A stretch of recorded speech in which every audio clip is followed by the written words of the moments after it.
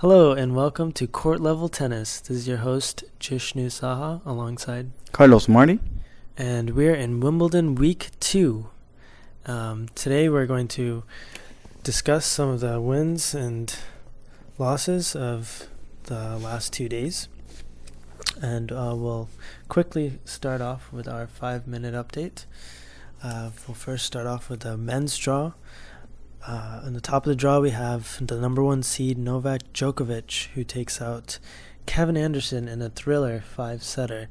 That was a ridiculous match, and he moved on to play Marion Cilic, who took out Kudla in 4 sets. So that was a good win for Cilic, especially coming back from that crazy 12-10 win over Isner, bouncing back from that. Going down the draw, we have number 4 seed Stanislas Wawrinka, and he defeats Goffin in 3 somewhat tight sets. And he will face the Frenchman Richard Gasquet, who overcomes the young Kyrgios. Some people call him the bad boy of tennis, but I like that bad boy. He was looking. He's fun. He's fun to watch, and there's some interesting comments on that match we'll have for you later on. Going to the second half of the draw, we have interesting win by Pospisil, and he is our only Canadian left in the draw. Everyone thought Raonic would go pretty far, but Pospisil comes through in 5 sets against Victor Troicki, the number 22 seed. A really good win for Pospisil. It was, yeah, and he was looking good, even coming back from that 8-6 win, recovering from the 8-6 win over the British James Ward. So he moves on to face Andy Murray in the quarterfinals, and Andy Murray had a good win over Ivo Karlovic, and that match could have been pretty tricky. So I'm sure the Brits are pretty happy he took care of business there. And finally, we have the bottom quarter of the draw. Simon takes out Thomas Berdych, and this was a bit of a surprise. Basically, Berdych just sort of fell off the roof there. We didn't see much of competition in that match. Simon wins in straight sets to face our number 2 seed Roger Federer, and Roger Federer took out the Spaniard Bautista Agut in straight sets, and he looked really, really good. So that is all for the men's side. Moving on to the ladies' singles, we have our quarterfinal matches. So Serena Williams played Victoria Azarenka, and this was a thriller. It was one of the best matches we've seen in the quarters. Probably one of the best matches of the tournament. Yeah, up there with another Serena match with Watson. Yeah, that was a big one too. And Serena advances in 3 sets after dropping the first. Our next quarterfinal, we have Maria Sharapova facing how do you say this word? Is this name? Van der Wey. Van der Wey, right. Coco Van der Wey. Coco Van der Wey. And Sharapova wins in 3 sets. Second set was a tiebreak. That was a good match also. The other rounds, we have Beksinski playing Muguruza, and Muguruza actually played a really good match here, taking out Beksinski, which I would not have expected that result. And Muguruza will face Agnieszka Radwanska, who takes out Keys in 3 sets. So that's our quick update of the matches, the scores. We'll go on into our next segment, which will be our long, in-depth analysis of 2 key matches. We have Novak Djokovic's match with Anderson, and we'll later on talk about Azarenka and Serena Williams match. And Carlos will dive right in to the Djokovic match for us. Yeah, like you said, we're gonna be discussing in more in depth in this section a couple of matches, namely Djokovic, Anderson, and followed by Azarenka Williams, and then we'll give some comments on some other of the matches that occurred. Yeah. So diving right into the Djokovic-Anderson match, this match was probably the best match of the tournament from the men's side of the draw. And I gotta say, I was very impressed with Kevin Anderson. Kevin Anderson came into the match, and it looked like he didn't know who was on the other side of the net. It looked like he was just free, hitting forehands, and they just found the lines. He was serving excellent. He was fearless, yes. Yeah, and Djokovic even said after the match that it's one of the hardest matches he have ever played at Wimbledon, just because he could not read Anderson's serve at all. So Anderson, this match, of course, came up, jumped really quickly to a 2-0 set lead, and he showed some mental toughness in the tiebreaker in the second set. After going down 4-1 in the tiebreaker, it looked like Djokovic was gonna come up with the tiebreak, but Djokovic handed in a double fault, and it looked like that gave some confidence to Anderson. Yeah, I think that point of the match was pretty key for Anderson, and it looked like Djokovic sort of relaxed. He thought he had the set in the bag, but he had a little mental lapse, and Anderson just took advantage of it, and he really played very aggressive on key points. And, it could have gone either way in Anderson's favor, but it did go the right way. And I'm really happy for him. He played very, very good on big points earlier in the match. Yeah, it was amazing to see that he was able to stay with Djokovic, especially since Djokovic is such a good returner. He was completely just dominating with his serve in the match, and even the serves that Djokovic was able to come back with, Anderson has some really good forehands, really good rallies, which is really impressive to see against Djokovic, who normally wins when you're rallying with him. He was crushing the ball. He was going a lot for the lines, and I think that's one of the things that was frustrating Djokovic, because Anderson was just going big with his forehand on the line, and he was not missing it. He was just hitting it's very with conviction. To watch if he was hitting with a lot of conviction, and I like what I saw from Anderson. However, this match changed in a hurry in the third set, when Djokovic just jumped into a 6-1 victory in the third set, and Djokovic looked more relaxed, was able to get some serves in. Anderson did lower a little bit of intensity on serve, and he got less first serves in, so that's why Djokovic was able to stay in the service games more often. But nonetheless, Anderson did play better in the fourth set, and he survived a 6-4. He survived to a certain point, but at the end lost 6-4. And to me, from what I saw from the match, it just looked like Anderson was gassed. I think he was playing so hard. He was fighting so hard to keep staying consistent in these rallies with Djokovic that he just looked like he was gassed at the end. That was very high level tennis. Yeah. And the scary part is that Djokovic just gets better, even in these longer matches.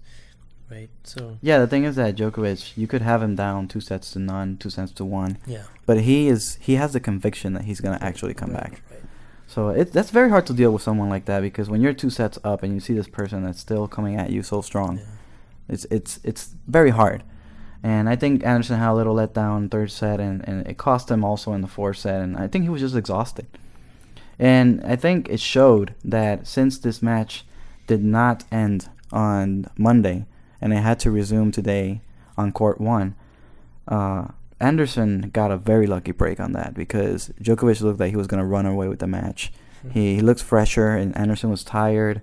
And when they came back on court today, Anderson was like in the first 2 sets. He was just dominating with his serve. He actually was playing better quality than Djokovic in the fifth set.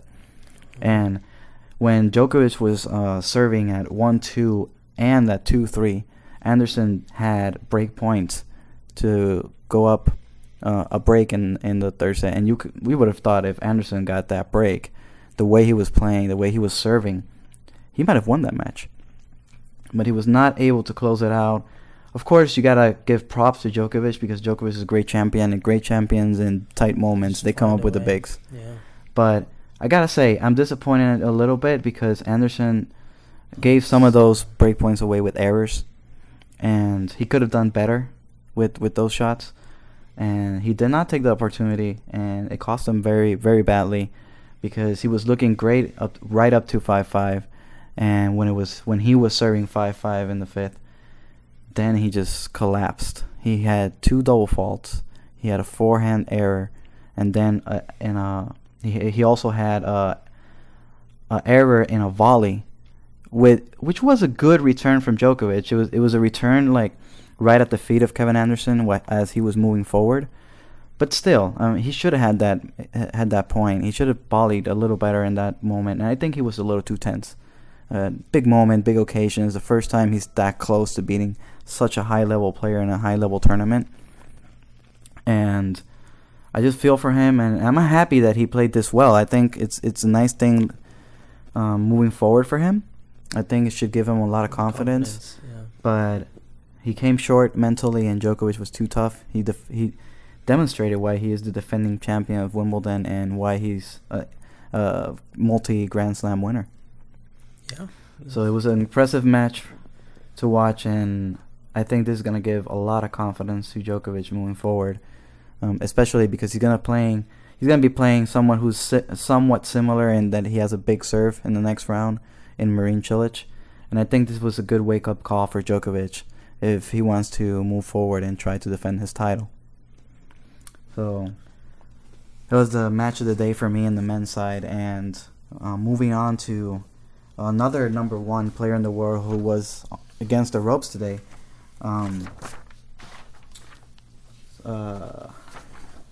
Serena Williams playing Victoria Azarenka. And I wanna go back a moment to the match with Djokovic and Anderson. There was one thing I wanted to mention before we move on. Looking at the stats, the big thing for me here, breakpoint opportunities, 5 of 8 for Djokovic, 1 of 8 for Kevin Anderson. And I think this speaks to what we were talking about taking his opportunities in that fifth set. He had the same amount of opportunities of Djokovic, but he was not able to come through in those tight moments. So I think that was a big key in the match for Djokovic's victory.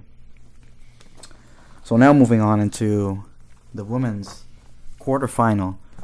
High anticipated match with Serena Williams playing pretty much a reborn Victoria Azarenka, who's been up and down because of her injuries. She's been inconsistent, but she's been looking very good in Wimbledon this year. She was able to beat Belinda Bencic in the previous round, who was playing some inspired tennis after being a runner-up and a champion in a grass court and warm-up grass court events this year. And Victoria Azarenka just looked like she was super dominant. And she came into this match with some confidence. She's had some recent success against Serena, even though the head-to-head is very lopsided. Recently, Azarenka has been able to win a couple matches against Serena, although not in the Grand Slams. So this is one that Azarenka wanted to really get over the hump. And she was looking good. She won the first set, and she was able to dictate play. She was serving well, and she was winning the baseline rallies. But as the champion that Serena Williams is, she was able to recuperate in the second set and get that important break point early on, and that changed the match for me. I think from that point on, Serena was just too dominant. Serena was able to serve big, and I think the biggest thing in this match was at the end of the match as well. Azarenka was showing signs of increasing her level again, going up to another gear to try to meet Serena up there. But every time Serena It looked like she was going to be in trouble in her serve. She was just delivering bombs. Aces. Ace. Ace. And Azarenka was actively screaming at herself. She was like pumping herself up. She looked like she was very confident even though she was down a break. And every time she did that, Serena came and just hit a 150-mile-an-hour ace. And I think that's the biggest difference with Serena Williams and the rest of the field. She has that big weapon to go to when she's in trouble. And today she was in trouble again. And she was able to come through in that big occasion. And I was just impressed with Serena. One key stat to me is that as Kevin Anderson, Victoria Azarenka had 8 chances to break serve and was only able to do 1 conversion. And I think that's a big stat because Serena was 3 of 9, which is not super big, super huge, but is a difference to me in the match. She was able to capitalize more often when she had the opportunities, and Azarenka had the opportunities but was not able to capitalize there. And to me, the second biggest Do you stat... think Serena's serve was a factor in some of those break points? Sometimes it was. Sometimes it was... so in a couple of these break points, it was actually errors from Azarenka, but other times it was aces from or service winners from Serena. So it was a little bit of both. I think Azarenka did have her chances, but in the third set, I think she there was nothing she could do. I think Serena just played too good in that third set. So I think the other stat that was really big here is that the winner to unforced error ratio was great for both, but comparing the winners between the two, as opposed to the unforced errors where they virtually had the same. Serena had 12 unforced errors against 11 for Azarenka. Serena had 46 winners against 29 winners from Azarenka. And I think that tells you the aggression of Serena with her shots and her serves. And I think that is the key difference from her and the rest of the field. Serena did have 17 aces, which is massive. Huge for the women's side. Yeah, against only 7 from Azarenka. Yeah, she was serving amazing, and that's who she is.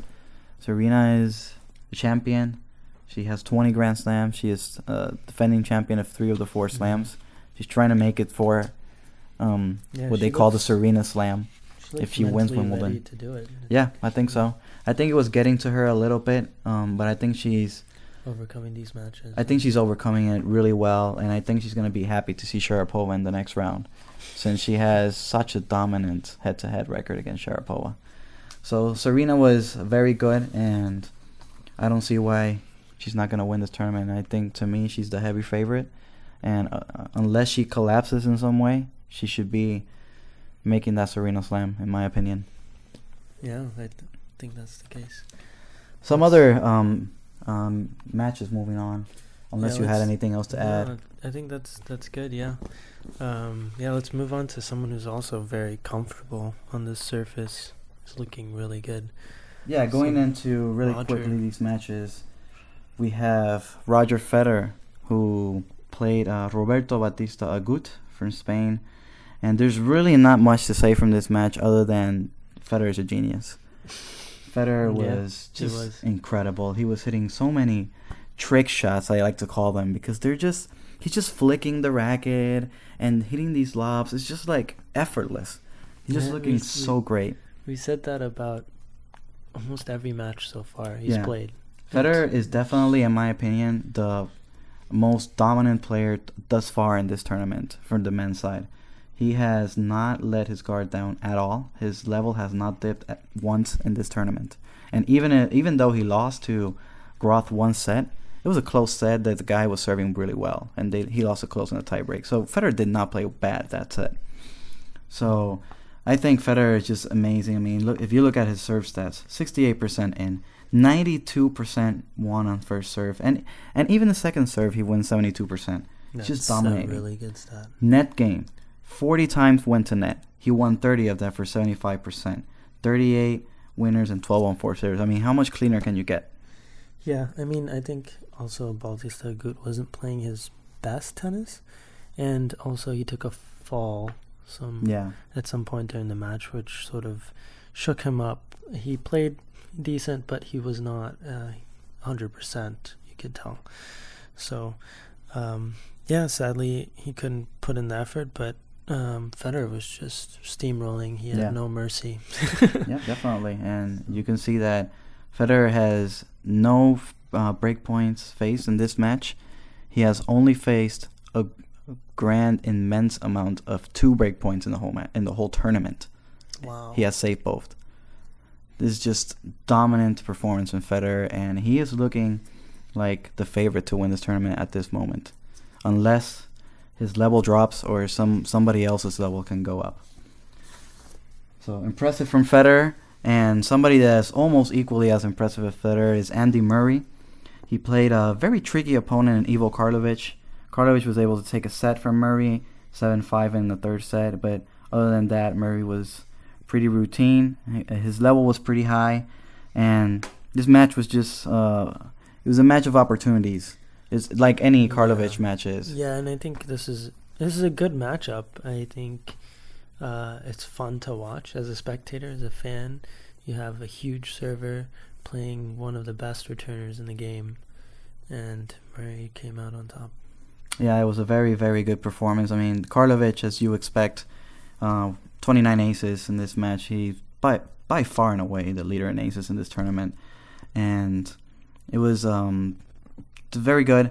I think the key stat here of this match was that Murray was serving 80% of his first serves. He was able to win, and he also defended well his second serve with 58%. However, Karlovic only won 49% of his second serves.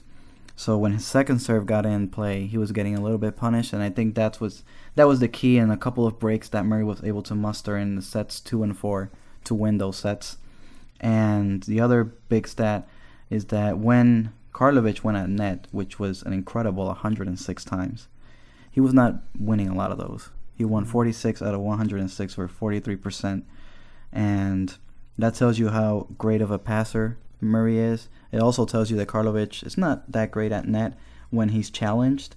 I mean, a lot of the times when he plays other opponents, they're not as good as returners or passing shot players like Murray. He's a big guy, so yeah. But when he does get challenged with these hard balls hit at him at net, it can be hard for him to bend down and do something with it. So I think that was key, and I think Murray took advantage of that, and that was very good.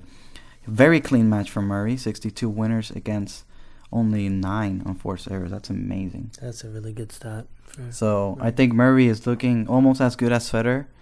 And Murray was my pick to win the whole thing. I'm still sticking by it. Oh, wow. I think Bold. Murray will show his level against Federer. I think he'll have the crowd in his favor, and I think he'll still be able to win it. But at the moment, Federer looks a little better, in my opinion. I'm going to go against you, Carlos. I'm going to go for Federer on that one. It's going to be sort of what happened a few Wimbledons back. Yeah. Well, we'll see if it occurs, because they still have one more match to play.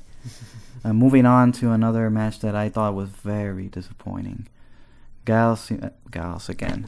He said it again. I'm just going to call this guy Gal Simon. You guys are going to have to understand who I'm talking about.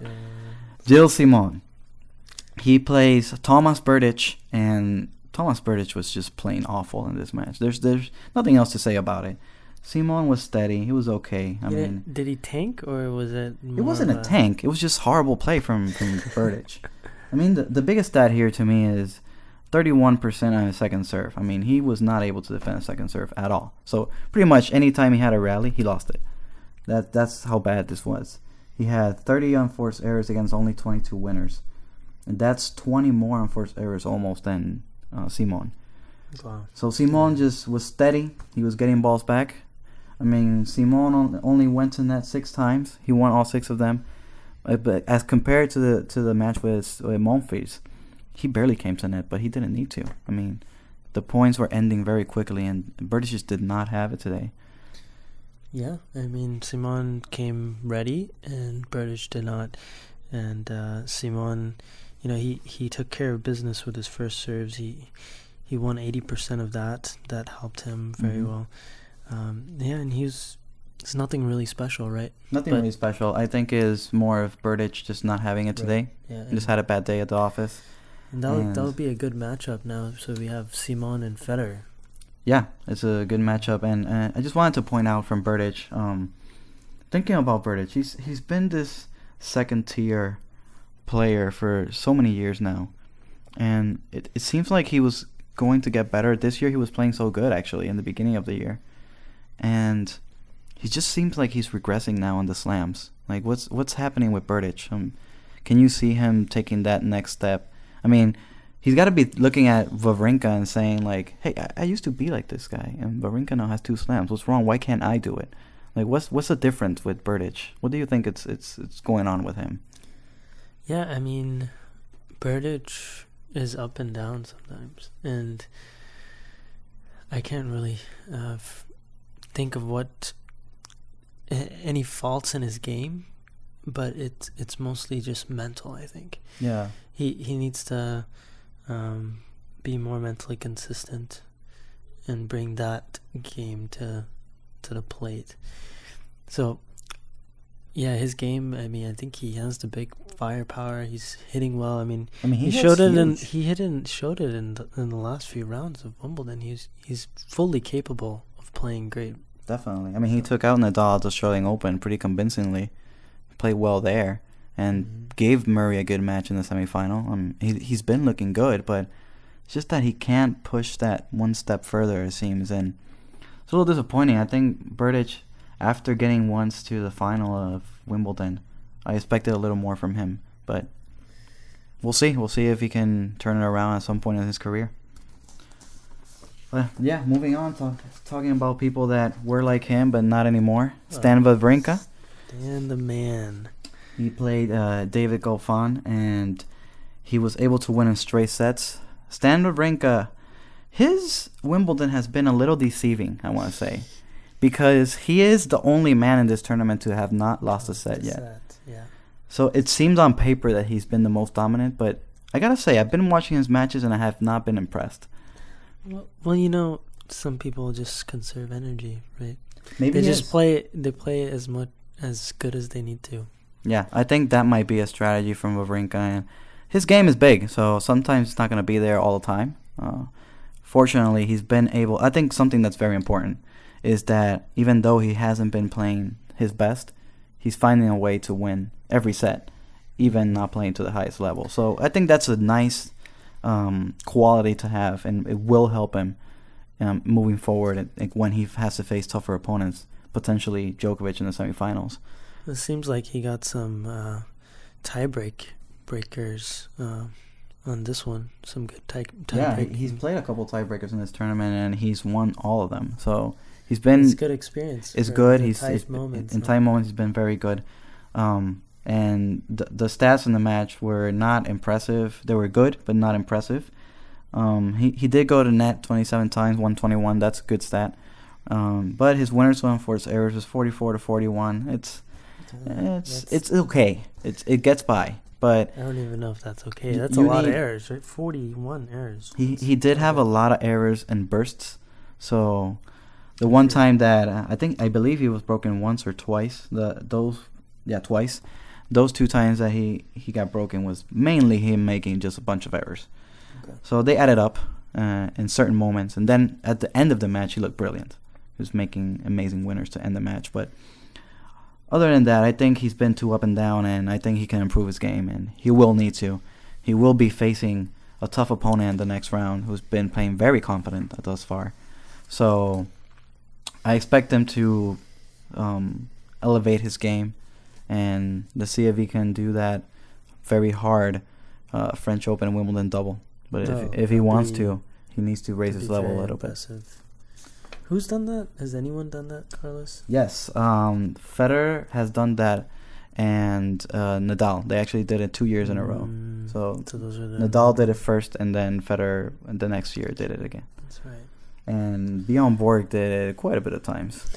Yeah, he won, how many? Was it 5 or 6 Wimbledons, 5 or 6 French Opens? It was 11 total, but it was 5 or 6. One of the 2 was 5, the other one was 6. Wow. So he did that like 3 or 4 times, which is unbelievable. But yeah. Recently, the last person to do that was Roger Federer, 2009. Good old Roger. So Wawrinka will be facing in the next round a surprise opponent, in my opinion. Yeah, I didn't think he was gonna make it this far. Yeah, Richard Gasquet was able to outlast Nick Kyrgios in 4 sets, and just Gasquet is looking really good. I just don't understand how good he's looking. Yeah, I mean he was able to beat Dimitrov in a match that we thought Dimitrov was gonna win. Well, Dimitrov just didn't. He didn't bring it, but still. I think it was a mental, right? Because he just cannot beat Gasquet on grass. Yeah, or anywhere since his 0-5 against him. So. Well, I really thought he was gonna lose this match. I thought so too. I think Kyrgios was playing with a ton of confidence, and he already had beaten Gasquet last year when he was still not even known, when he didn't even know if he could win big matches. So I think Kyrgios had the upper hand in this one. There were some tight sets in this match, though, right? Yeah. Going back to Dimitrov, I wanted to mention something. Dimitrov has definitely looked very bad, and that Gasquet match was like the culmination of frustration as a Dimitrov fan, for anyone who is a Dimitrov fan. I certainly like Dimitrov a lot, and I wish to see him move forward.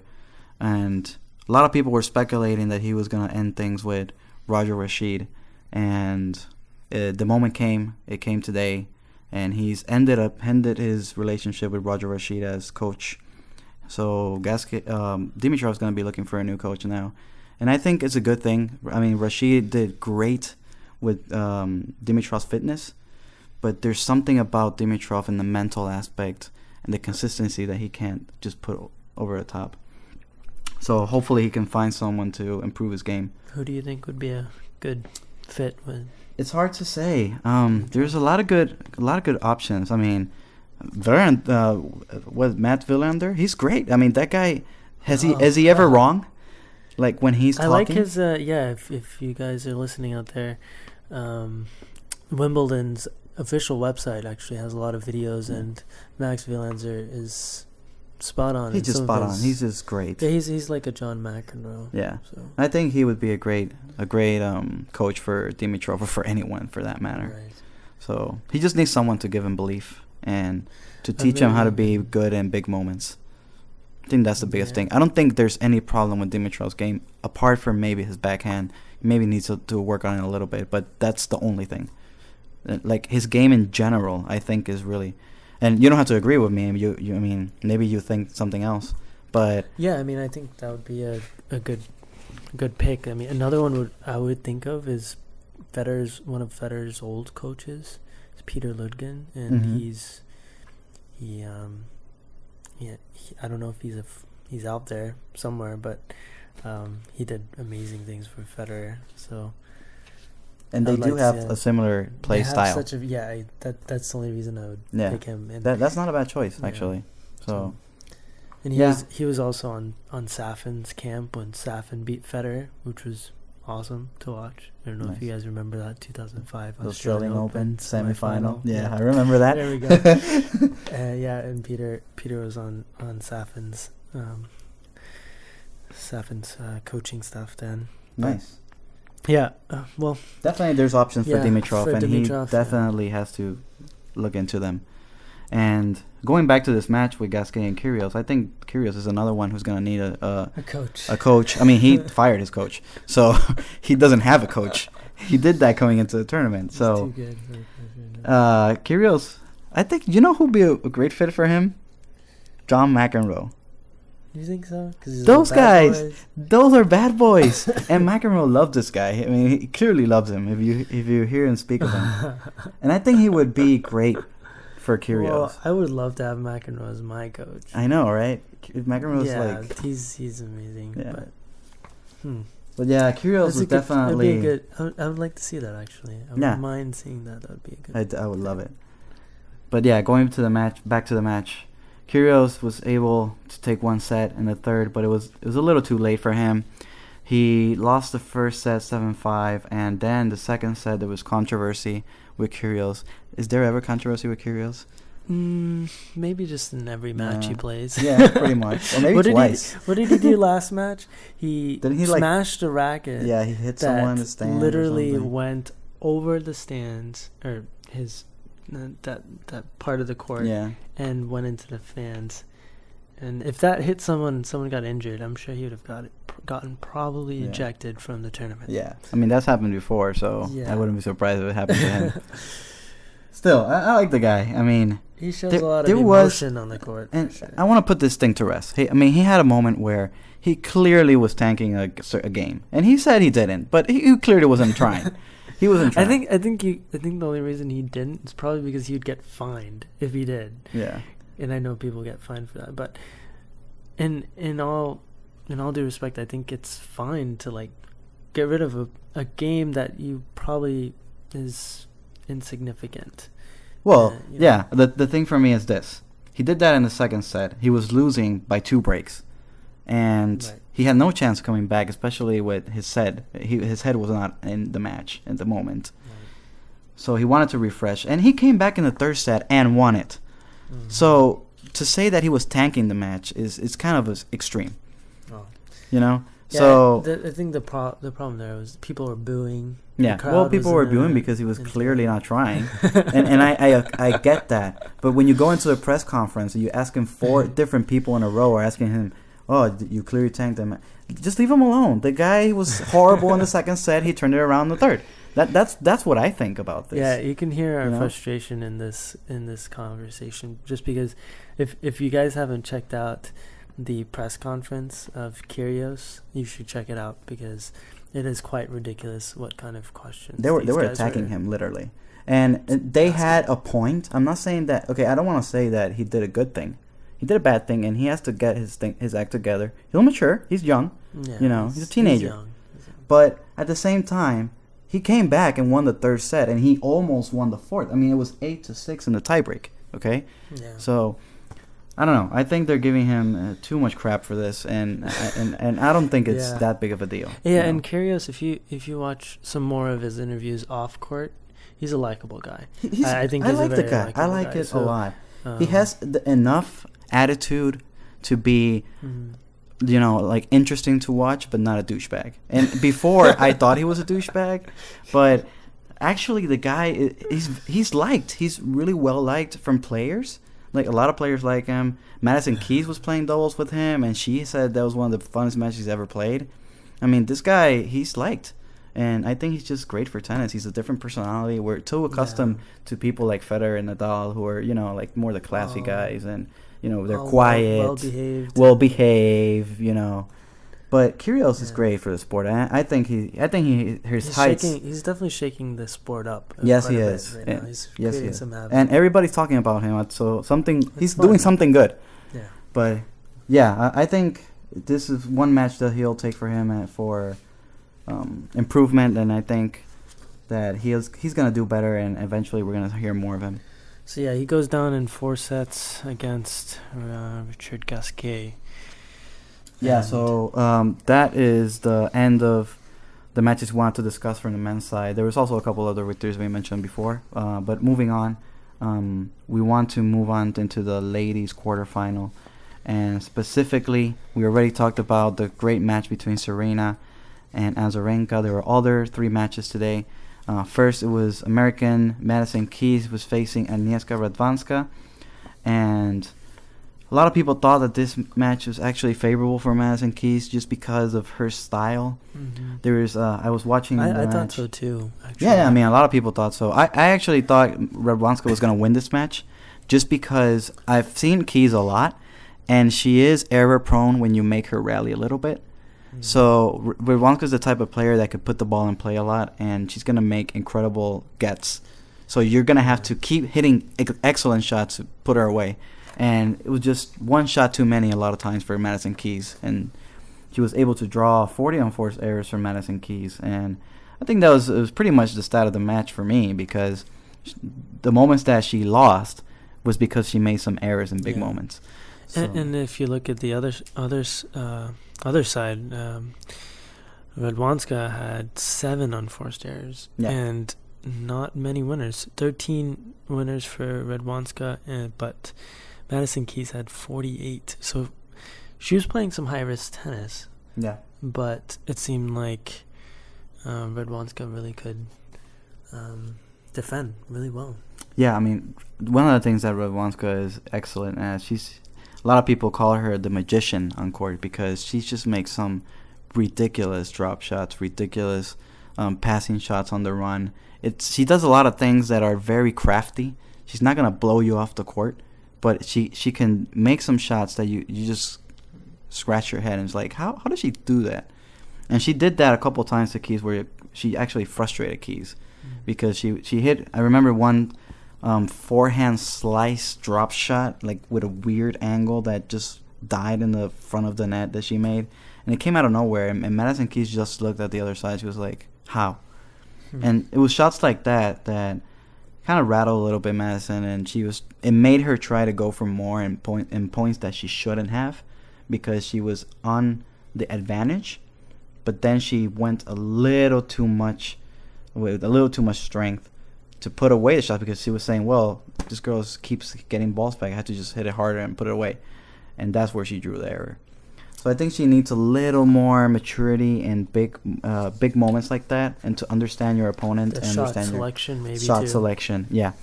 She definitely has the weapons to actually be a number one player in the world. I think she has it all. She has a lot of firepower, and that's fun to see. Well, there somebody, I don't know who it was. I was hearing this in one of the match. They did like an analysis on like ground stroke, miles per hour, and they were actually saying that Madison Keys was hitting harder than most men on her rallies. I'm not surprised. I was looking at the ball and it was just going by. Yeah. It was her amazing. winners were. I mean, she was hitting through the ball like I don't know. There was no resistance. Yeah. Like the ball, was getting crushed. She might be the only woman in the world that actually hits harder than Serena from the ground, which is amazing. Amazing. Two Americans there. 2 Americans.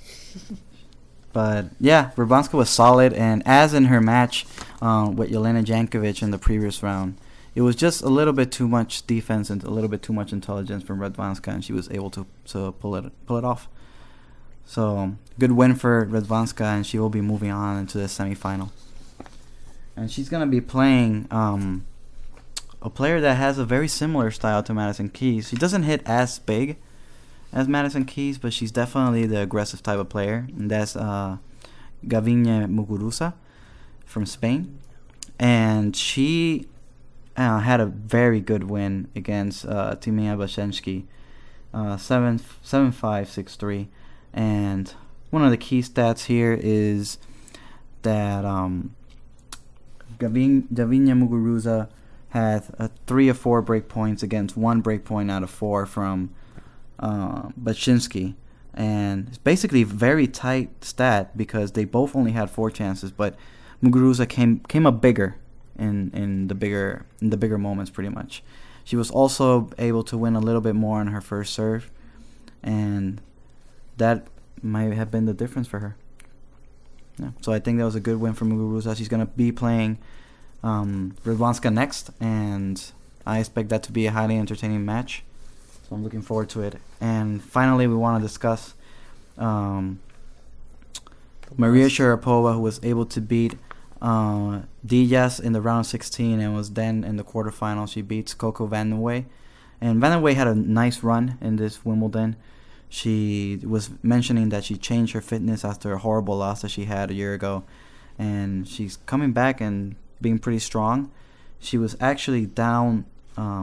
Sharapova was serving for the match in the second set and was not able to close her out. She broke Sharapova to tie it up and won the set in a tiebreak and forced a third, which ultimately Sharapova won 6-2. But she showed fight and she gave Sharapova a run for her money. Sharapova did not look great in this match. She was solid enough, but her second serve point won to 36%. She needs to desperately get that up if she wants to have any chance to beat Serena Williams in the next round. She also has to lower those double faults. Too many double faults. 10 double faults against 4 aces. And the winner to unforced error ratio is not great. Yeah, it's still in the negatives. In the negatives for her. She won. She won the match, but it was her being big in the big moments. The big stat here is Coco had 14 break points. She only converted on 3. And Sharapova had 11, but converted on 6. So she was bigger in the big moments, but she definitely played a lesser match than we expect from a Grand Slam champion. So she needs to get her act together if she wants to beat Serena in the next round. Yeah. So yeah, that concludes our match analysis segment. It was very entertaining, and we're gonna be moving on into the preview for the men's quarterfinal, which are tomorrow. And starting off in the top half of the bracket, we have Novak Djokovic facing Marin Cilic. Key stats from this matchup: Novak Djokovic has won all of their 12 matches. They have only met once on grass, and it went to 5 last year. But Djokovic was able to win 6-2, 6-2 in the 4th and 5th set. So even though he went to 5 sets, he wasn't really in danger of losing the match because he won comfortably the last 2. So it's a very dominant one-sided affair from Djokovic thus far between the two. He's also 1-0 in 2015 against Cilic. And Cilic has been okay on grass. He went to the round 16 on Queens, semifinal at Stuttgart, lost both times to Viktor Troicki. Do you see any chance for Marin Cilic in this match? No, I don't, actually. I think his match with Isner sort of set the tone for me. I didn't think the level is where it needs to be if he's going to face someone like even Kevin Anderson or Djokovic. So, yeah, I see Djokovic going on to his next semifinal.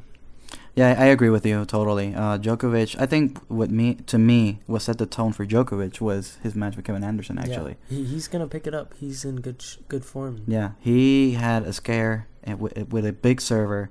Possibly someone is playing better than Cilic right now at the moment, and I just think Novak Djokovic is gonna be too much for Cilic to handle. So I'm expecting Djokovic in 4 sets at the most, possibly 3. As far as we've seen Djokovic play throughout this whole year, and I think his lowest level will still be able to beat Cilic. So, agreed. I don't see a problem with that. Agreed. In the second quarter from this top half, we have what I think is the most intriguing match of the quarterfinals. Stan Wawrinka is going to play a reborn Richard Gasquet, who has been shaky this year, but very solid from the grass on Wimbledon. He's looking like his old self, and he has won very comfortably a lot of these matches. He beat Dimitrov really comfortably and had a good win against Nick Kyrgios. So he has been playing very well, and Wawrinka, as we mentioned, hasn't dropped a set, is the only man to not drop a set in the tournament yet. But he hasn't been his French Open self yet. He's not at that level yet, I think. So I'm thinking this match may go 4 or 5. But I'm still picking Stan to win. Oh, good. Yeah, I think the same thing. Probably 4 for me. Stan in 4. Okay. Just a really quick recap on their head-to-head. It's very almost non-existent. They've only played twice, and the last time they played was 2013. Stan won that match in 5 sets at the French Open. But as we know, this is not the same Stan Wawrinka. This was prior his 2 Grand Slam wins, and this is a different animal. Right. Yeah. So the other match that they played was in 2006, so it's not even worth taking that into account. Yeah. That's probably even before his coach. Yeah, definitely before his coach. So moving on to the bottom half of the draw, we have Vasek Pospisil, who has been playing very inspired tennis, but you have to wonder how tired this guy is. He's played 2 5-set matches in a row in singles. He played another 5-set match in the doubles. Yeah, and he played 1 doubles and singles 5-set matches, both of them 5 sets in one day. Yeah, he basically played 10 sets Ridiculous in a day. Amount of tennis. Okay, and then his reward for being such a crafty man is to play Andy Murray. Their head-to-head looks like this: 3-0 for Murray, 6-0 in sets. So Pospisil has not been able to take a set from Murray. Murray, as you know, has had an excellent year. He's 43-6 this year with 3 titles and won the warm-up grass event. Is there any reason to think he's in trouble against Pospisil? No, I don't think so. Although I would like to see Pospisil bring his A game, and I think he does have the talent. He has doesn't it. He does. It's just a matter of consistency and playing a little big. I mean, his match against James Ward, I saw part of that, and you know, we looked at some of the other highlights of some matches, and then we looked at his, and it looked really slow. Right? It looked ridiculously slow. And so when I see Andy Murray hitting off the ground, and then I see Pospisil, I think Andy Murray will just sort of easily handle him. But you never know. I mean, some of these players, they will rise to the occasion, and I hope to see him do the same, do something like that. So. Yeah, I agree. I think if Murray continues his form, I'm expecting him to have maybe a letdown in some set, maybe lose that set, and that's it. 4 sets for me, for Murray. Yeah, and I might even to the think semis. Straight sets, but I would like to see a 4th also. Yeah, it'll be interesting to see Murray in the semis. So. Yep. Moving on into the final match of this quarterfinal, features Gilles Simon. Nagano. You had to think about that. I had to think about it. I did. Gilles Simon is going to be facing Roger Federer in the last quarterfinal. And their matchup is actually kind of intriguing. Federer leads the head-to-head 5-2. It's really 4-2 because one of the matches was a walkover, pretty much. They only played 3 games, but Simon had to retire due to injury. So really it's 4-2, but 5-2 in the record, 3-2 on hard course, 2-0 on clay for Federer. They never met on grass. The last 2 meetings, however, were great. 7-6, 7-6 in Shanghai, 2014 for Federer. And also in 2013, the French Open, they would have to go to 5 sets. So Simon has played Federer pretty well the last 2 times they've met. And Simon is playing really well on grass. He beat Thomas Berdych and Gael Monfils, and he also reached the semis and quarterfinals at the grass warm-up events. So Simon is looking solid. However, Roger Federer is looking like God right now, okay? And I don't think Federer's going to lose a set in this match.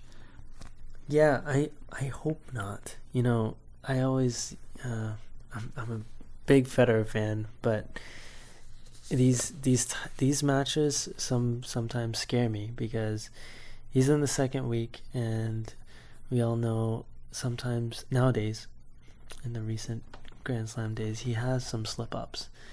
And so if it's an off day for Federer, I think Simon can come up with an upset here. But it's going to be a lot. I mean, Federer's form looks like perfect on paper. So yeah, I'm going to have to call 4 sets Federer, 4 tight sets Federer. Yeah, I have to agree with you on the fact that Federer does seem to sometimes let his guard down at the end of the Grand Slams. The worst time. Because he looks like he's dominating in the first rounds, and then there's suddenly a weird upset. Yeah, he's been like that recently. He just has an off day. Yeah, and it kind of just ruins his fairy tale. I have to agree with that to some extent. However, this is Wimbledon. And Federer has played great at Wimbledon. He reached the final last year. He played great towards getting to the final.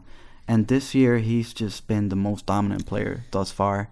I'm going Federer in easy 3 sets. Okay. I don't think Simon has the game to stay with Federer. I think Federer is just going to serve and volley him and ace him and just forehand him. And that's it. I don't think Simon can stay with him. But I may be wrong. Maybe Simon is playing better than I thought. I think Simon's moving exceptional. He's moving great. He's moving great. Out of all the players, except for probably Murray and Djokovic. Okay, well, he is for anyone else other than the top 3 players, I would say Simon looks the best or most comfortable on the grass right now. Yeah, he's moving great. I agree. His match with Monfils was so fun. Yeah. Like, he was moving so excellent in that match. And he had touch, too. And that's one part of his game that it kind of shows, you know, it works on grass. Because if he play, he's not, he can't blow you off of the court, but he can definitely place the ball in the right spots. And if you place it just a little off, you know, of someone's reach, it can make the world's difference on grass, because you catch them just a little behind the person, which, you know, Simon does. He plays very intelligently, so it'll be a fun match to watch. I think this one is gonna be fun, Federer and Simon, because they'll both try to. I think Federer's gonna bring his firepower, and then Simon's gonna try to use his consistency and shot making to make something happen. But yeah, hopefully it's gonna be a good match. But I'm sticking with Federer in 3. Yeah, I would like to see a Federer Murray semi. So yeah, that would be awesome. That'd be a great match. Yeah. So yeah, I guess it's not it's gonna be a pretty straightforward prediction from us. The top 4 reaching the semifinal. Yeah, but there's no reason to think they won't. When I looked at this draw, I was like, oh, looks like they're back in there. Well, that tells you how consistent these guys are at the slams. You know, they've been really excellent, and they're back at it again. And Nadal didn't yeah, I was about to say, where is Nadal? Well, he fell off of the top 4, but Wawrinka's doing a great job in taking his place and staying in the Big 4 conversation, pretty much. Yeah. So there's a new Big 4 in town, just replacing Nadal with Wawrinka, and I think he's doing an excellent job at the moment. He is. Well, thank you all for listening, and have a good men's quarterfinal day tomorrow at Wimbledon. Yeah. And we hope to cover that tomorrow also, so tune back in with court level tennis. Yep. Thank you, everyone. Have a good night. Good night. Good night. Good night. Good night. Good night. Good night.